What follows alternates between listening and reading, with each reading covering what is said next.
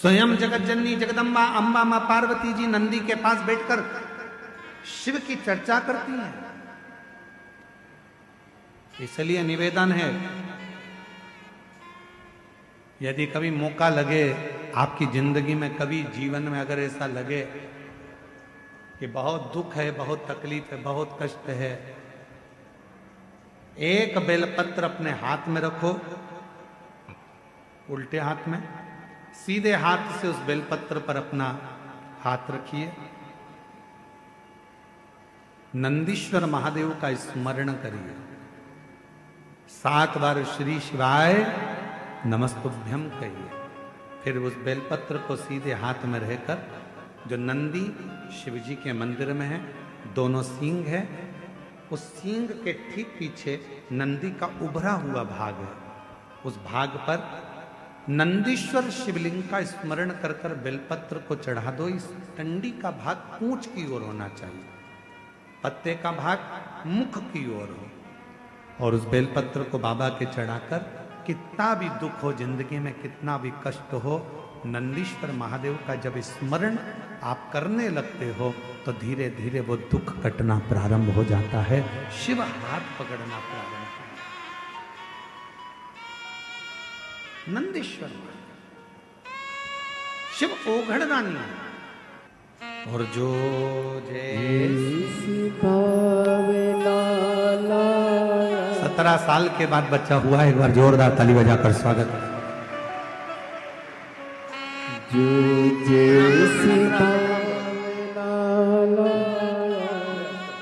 वो वैसा ही फल पाया, नहीं खाली उसे लौटाया, वो मन ही मन हर्षाया, और कर दिया माला माल काशी वाले ने, लुटा दिया भंडार काशी वाले ने, लुटा दिया भंडार काशी वाले ने, कर दिया माला माल काशी वाले। शिव कथा कर रही है, भगवान शंकर का पवित्र चरित्र कर रहा है। पार्वती मैया यदि शिव को प्राप्त करी हैं, भगवान शंकर को प्राप्त करी हैं, तो नंदी की ही कृपा हुई, नंदीश्वर। कहते हैं पार्वती मैया जब छोटी अवस्था में, बाल्य अवस्था में थी, तभी से शिव की आराधना में लगी रहती।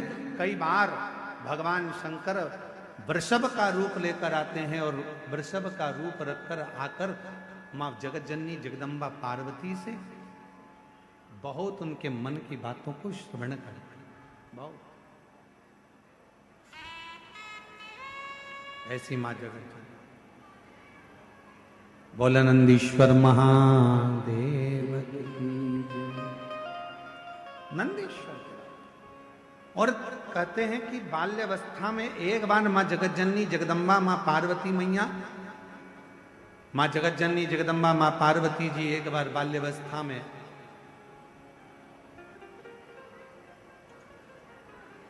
एक छोटे से वृषभ को देखकर, छोटे से नंदी को देखकर मां जगत जननी जगदम्बा अम्बा ने उनसे भी भगवान शंकर से मंगल विवाह की कामना करी, उनसे भी, और मंगल विवाह की कामना करी। महाराज आज वही शिव की आराधना का सुंदर